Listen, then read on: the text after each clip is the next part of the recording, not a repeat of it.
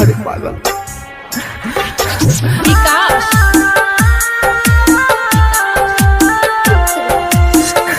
देखो हम जानत तानी कि तोहार गलती नहीं खेते, लेकिन एक झलक तो दिखा दो। पके तो यारी चलिए जे बही अपना बलमुआ के घर, अपना बलमुआ के घर। तोरा बिना जीव कैसे सोचिए के बार है छोड़र लाग छोए हने देहिया में हमरा, लाग छोए हने देहिया में हमरा लई छो परान कोई छीन आइब गेलो शादी के तोहर दी। डीजे दयानंद दिलदार सरस्वती स्थान कठरा डी टोल आरके स्टूडियो दिल्ली।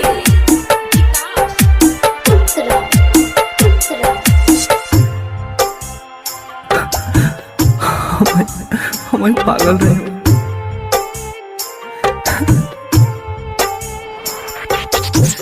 लागो पागल भजेबो जाने अब गे, जेहन रहो प्यार खत्म भेलो सब गे।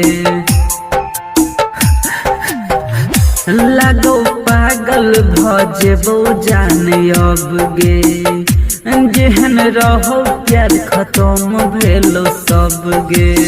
सोच के बतिया धर के छो छतिया, सोच के बतिया धर के छो छतिया, कान छियो रात दिन आइब गेलो शादी के तोहर दी। डीजे दयानंद दिलदार सरस्वती स्थान कठरा डी टोल। हम कहत रहे नु कि दुनिया हमने के मिले ना दे, तुम मनलू ना। अब कहला रोतर आधा जिंदगी बीतलियो तोरा चाह में, गम के काटा बिछल ही हमरा राह में। आधा जिंदगी बीतलियो तोरा चाह में, गम के काटा बिछल ही हमरा राह में।